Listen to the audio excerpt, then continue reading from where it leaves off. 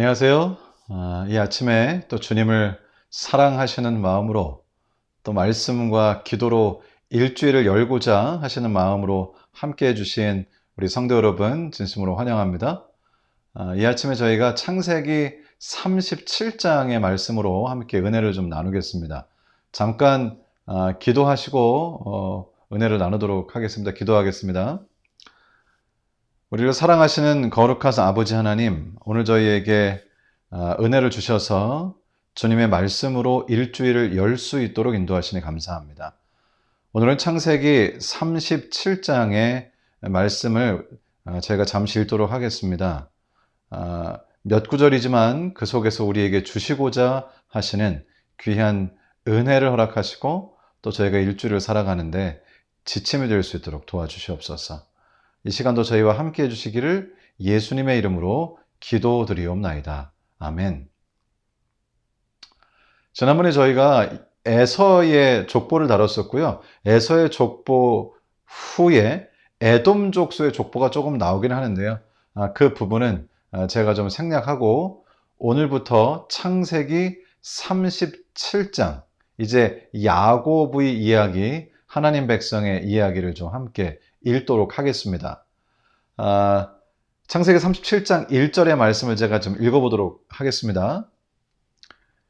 야곱이 가나안 땅, 곧 그 아비의 우거하던 땅에 거하였으니. 오늘 아침에는 1절부터 4절까지 좀 짧지만 4절의 말씀을 좀 살피겠습니다. 이 말씀에 따르면은 야곱이 가나안 땅, 곧 아비의 우거하던 땅에 거였다 그랬습니다.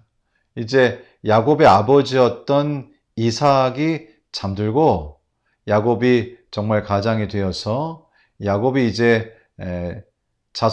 많은 자손을 거느린 아버지로서 그 당시로 본다면 일종의 이 부족 장으로서의 역할을 하게 되었고요. 자신의 12아들들을 키우게 됩니다. 아버지가 계셨던 가나안 땅으로 이제 돌아온 것이죠. 이제 야곱에게는 아들들이 있었는데요. 특별히 이제 2절에서부터 야곱의 이야기, 야곱의 자손들의 이야기를 시작하면서 이렇게 기록합니다. 2절 말씀이 되겠습니다. 야곱의 약전이 이러하니라.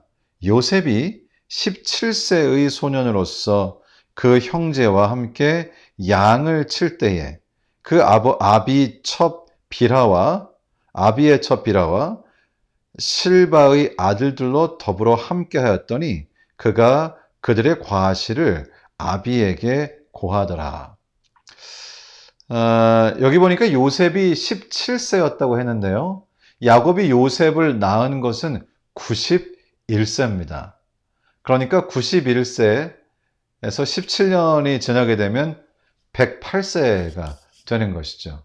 이 노년에 정말 이 요셉이 아주 귀엽고 예쁘고 사랑스러웠을 것 같습니다. 오늘 몇 절 안 되지만 여기서 저희는 야곱이 요셉을 얼마나 사랑했는지를 알 수 있으면서도 좀 마음에 씁쓸한 마음을 지울 수는 없습니다. 여기 2절에 있는 말씀에 보시면 요셉이 17세 소년인데 그 형제와 함께 양을 칠 때에 그러니까 빌하와 실바의 아들들로 더불어 함께 했다고 했습니다. 빌하는 라헬의 여종이었고 그리고 실바는 레아의 여종이었죠. 그리고 그들은 모두 야곱의 첩들이 됩니다. 여기 보니까 요셉은 레아의 아들들과 함께 이렇게 지내지 못하고요. 결국 빌하와 실바의 아들들과 이렇게 함께 지냈다고 그렇게 써 있습니다. 벌써 여기서부터 레아와 라헬, 레아의 자손들과 라헬의 자녀들 사이에 보이지 않는 분쟁이 이미 시작된 것, 갈등이 이미 시작되었다는 것을 알 수 있습니다. 때때로 우리는 왜 우리에게 어떤 일이 생기는가, 이런 일이 생기는가라고 말할 때가 있는데요. 그 중에 어떤 경우들은 이미 예견된 것, 인간의 잠깐의 실수나 잠깐의 잘못된 생각들이 빚어내는 그런 일들을 보게 됩니다. 물론 이것은 뭐 꼭 야곱의 잘못이라기보다는 야곱을 속였던 라반의 잘못이 많기는 하지만 어찌됐든지 사람들이 했던 실수, 사람의 나쁜 의도, 속임수 이런 모든 것들이 시간이 지나면 의도했던 것보다 훨씬 더 확대되는 방식으로 갈등을 빚어낸다고 하는 사실을 알게 됩니다. 그리고 그것이 결과적으로 자손들의 불행에 영향을 끼치는 것이죠.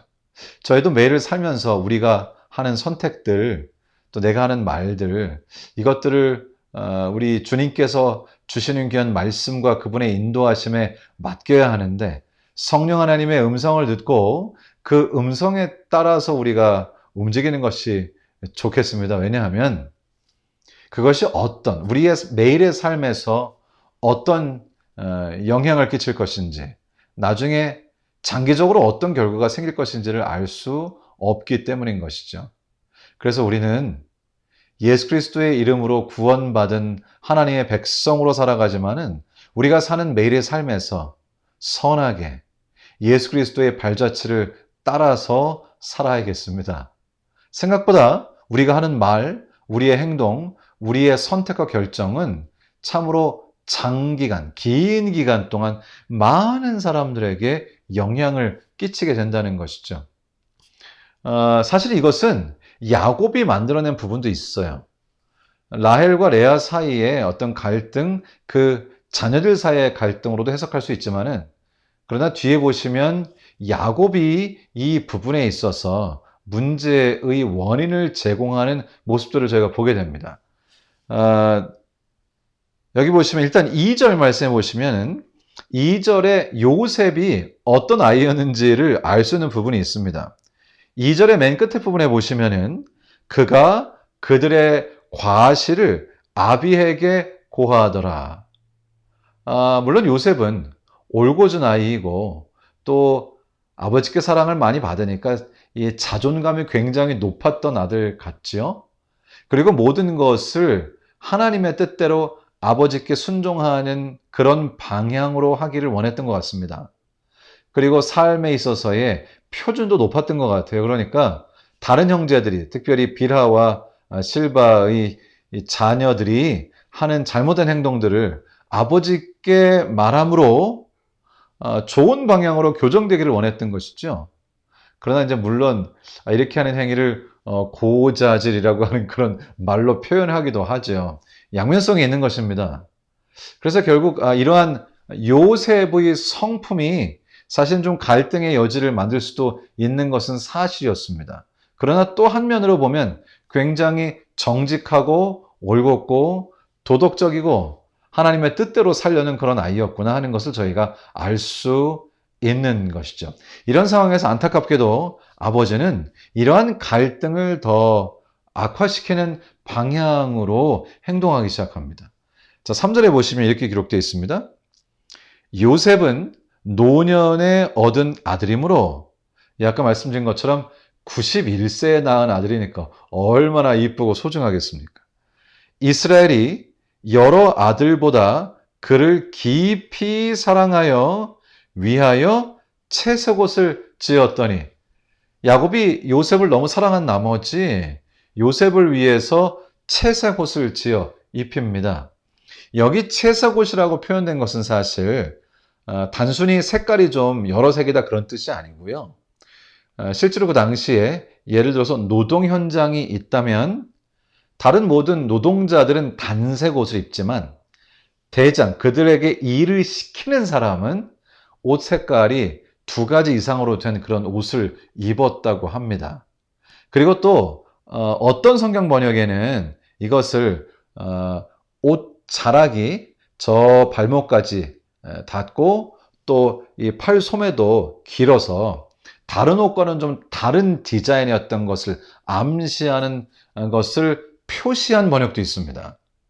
그러니까 지금 이것은 단순히 그저 색깔이 다르다는 것이 아니라 이 채색옷이라는 것을 좀 자세히 들여다보면 그 당시에 굉장히 부잣집이거나 권력이 많거나 이런 소위 굉장히 높은 지위에 있는 그런 사람의 자녀들이 특별히 입는 굉장히 귀티 나는 그러한 종류의 옷이었다는 것이고요. 그래서 그 옷을 보기만 해도 이것이 매우 비싼 옷이고 특별한 옷이고 그리고 다른 사람들보다는 위치가 위에 있다는 것을 말해주는 옷이라는 것을 알 수 있었다고 합니다.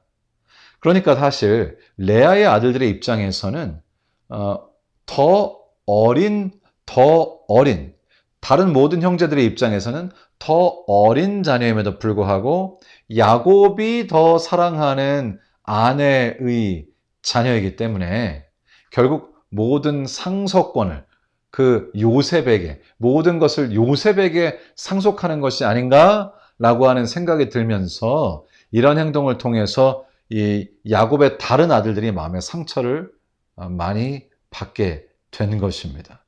그러니까 사실 이 야곱은 지혜롭지 못했던 것입니다.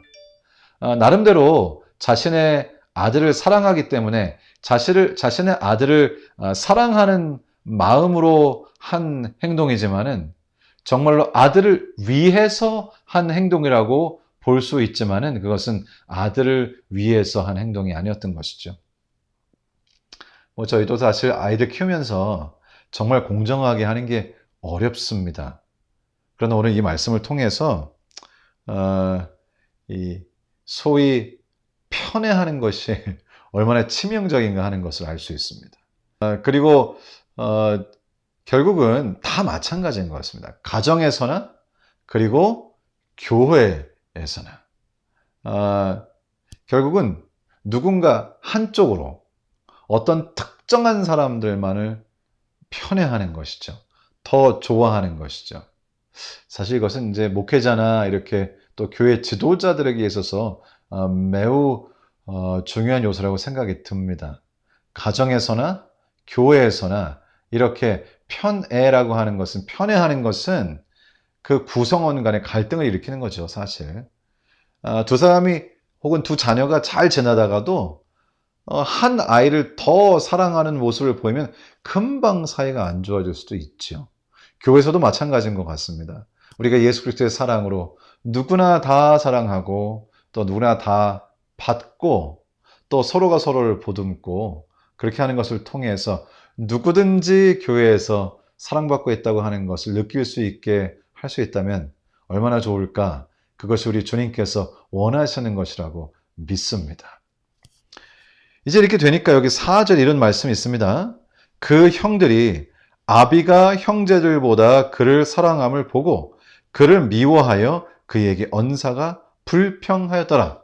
그러니까 이렇게 아버지가 편애를 하는 그 편애의 결과로 결국 다른 형들이 요셉을 미워하고 불평하고 요셉을 향해서 정말 말을 막 하게 되기도 하고 요셉을 싫어한다고 하는 것을 표현하기도 하고 말로 상처를 주기도 하고 실제로 쉬운 말로 하면 왕따를 시키기도 하고 이런 일들이 형제 사이에 있었다고 하는 것이죠. 오늘 우리는 우리가 그리스도인으로 산다는 것, 그리스도인으로서 가정에서 생활한다는 것이 무슨 뜻인가를 생각해 보게 되는 그런 말씀을 함께 해봤습니다. 오늘 저희가 야곱 그리고 요셉의 이야기 아주 전반부 시작 부분을 저희가 읽으면서 우리가 살면서 정말 예수 그리스도께서 하신 것처럼 주님께서 말씀하신 것처럼 아버지께서는 해와 비를 모두에게 내리시는 것처럼 주님께서는 정말 모두를 사랑하시는 그런 모습을 예수님께서 설명하셨는데요. 우리도 살아가면서 우리의 삶에서 참 쉬운 일은 아니지만 우리가 그리스도인이라면 누구든지 사랑하고 누구든지 보듬고 그리고 가정에서나 교회에서나 이렇게 쉬운 말로 편이 갈라지게 하는 것은 성경에서 우리에게 성경을 통해서 우리에게 주님께서 원하시는 것이라고 알리신 것이 아닌 것이죠. 우리는 하나가 되게 하고 서로를 돕고 그리고 서로의 말에 귀를 기울이고 그리고 나의 마음에 맞는 사람들뿐 아니라 누구든지 우리가 그리스도 안에 있다면 서로 하나 될 수 있는 그러한 모습을 만들어가는 것, 그러한 분위기를 만들어가는 것, 그러한 모습이 우리의 가정, 우리의 교회의 모습이 되는 것, 그것이 주님께서 바라시는 것이라고 믿습니다. 오늘 말씀을 통해서 성경은 아주 분명하게 야곱의 자녀들 사이에 있었던 불목의 빌미를 야곱이 편애하는 것을 통해서 제공했다고 하는 사실을 분명히 알게 됩니다. 우리의 생애에서 예수님이 하셨던 것처럼 누구나 사랑하고 갈등이 있는 것을 조정하고 한쪽으로 편중되어 있다면 모두가 함께 할 수 있도록 돕고, 혹시라도 갈등이 있다면 갈등을 해소하고 우리가 그리스도 안에 하나 되게 하는 일에 우리의 시간과 에너지를 쓰는 것이 하나님의 뜻이라고 믿습니다. 오늘 드린 말씀 여러분들에게 또 교훈이 되었으면 하고요. 이번 일주일 동안 이렇게 화목하게 하는 직분을 다하는 저희가 되기를 우리 주님 예수님의 이름으로 축원합니다. 제가 잠깐 기도하고 이제 개인적으로 기도하시는 시간을 가지시도록 하겠습니다. 기도하겠습니다. 우리를 사랑하시는 거룩하신 아버지 하나님, 주님께서 우리를 사랑해 주셔서 오늘 또 야곱과 요셉의 얘기를 통해 그리스도인으로 산다는 것이 무엇인지, 가정에서 주님의 뜻을 이룬다는 것이 무엇인지, 또 교회에서 주님의 뜻을 이룬다는 것이 무엇인지 알게 하시니 주님의 은혜를 감사합니다. 사랑하는 아버지 하나님, 저희가 부족해서 편애하고 때로는 불목을 야기시키기도 합니다. 주님, 저에게 지혜를 주셔서 오늘 야곱과 그리고 요셉의 형제들의 이야기를 통해서 우리가 배운 것처럼 결국 편애는 불목을 만들어낸다는 사실을 깨닫고 우리가 집에서든지 혹은 교회에서든지 누구든지 서로 하나 되게 하는 그러한 정말 귀한 역할을, 하나님께서 원하시는 역할을 해나갈 수 있도록 도와주시옵소서. 이제 저희가 개인적으로 드리는 기도를 주님 받아주시고 들어주시고 우리 주님께서 우리 삶에 개입하시고 역사해 주시기를 우리를 사랑하시는 예수님의 귀하신 이름으로 기도 드리옵나이다. 아멘. 감사합니다. 또 오늘 이렇게 함께 해주신 것 감사하고 이제 개인 기도를 통해서 우리 주님과 함께하는 시간을 갖도록 하겠습니다. 주님 안에 귀한 축복된 일주일이 되시기를 주님의 이름으로 축원합니다.